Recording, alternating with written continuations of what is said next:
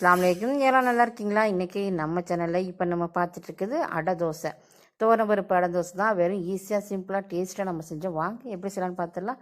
பருப்பு எடுத்து நல்லா ஊற வச்சு எடுத்துருங்க. அப்படியே பச்சை மிளகா 5-6 சேர்த்துட்டு, பூண்டு ஒரு 4 பல் 4-5 பல் போட்டு நல்லா அரைச்சி கொண்டு வந்துடுங்க. குறைன்னு அரைச்சி கொண்டு வந்து நைஸாக வெங்காயத்தை கட் பண்ணி அதில் சேர்த்துடணும். இதுக்கு நம்ம அடிஷ்னலாக இன்றைக்கி பட்டை மிளகாய் வந்து நம்ம ஊற வச்சு அரைப்போம். இன்றைக்கி வந்து மிக்சி ஜாரில் பட்டை மிளகாய் போட்டுட்டு சீரகம் போட்டு ஒரு ஓட்டி கொண்டு வந்திருக்கோம்.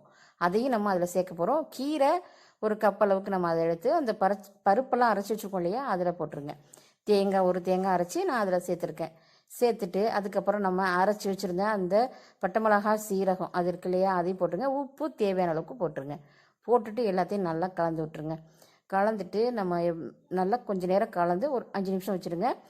அதுக்கப்புறம் நம்ம ஒரு கப் அளவுக்கு தான் நம்ம வந்து அரிசி மாவு அதில் சேர்த்துக்கிட்டோம்.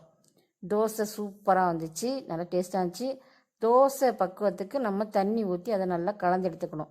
கொஞ்சமாக மஞ்சத்தூள் போட்டுக்கோங்க. நீங்கள் இஞ்சி பூண்டு அரைச்சது இருந்தால் கூட, அந்த விழுது இருந்தால் கூட நீங்கள் சேர்த்துக்கலாம். சேர்த்து நல்லா எல்லாத்தையும் சேர்த்து நல்லா கலந்து விட்ருங்க. கொஞ்சம் தண்ணி ஊற்றி நம்ம அடை ஊற்றுற அளவுக்கு நல்லா கொஞ்சம் கெட்டியாக இருக்கணும். ரொம்ப தண்ணியாகவும் போயிடக்கூடாது. இப்போ தோசைக்கல்லை நல்லா சூடு காட்டிவிடுங்க. சூடு காட்டிட்டு இதே போல் நம்ம எடுத்து வச்சுருக்கிற அந்த மாவை இப்படி அடை தோசை மாதிரி அப்படியே வார்த்து விட்டு எடுக்கணும். தோசை மாவு தண்ணியாக வந்துடக்கூடாது.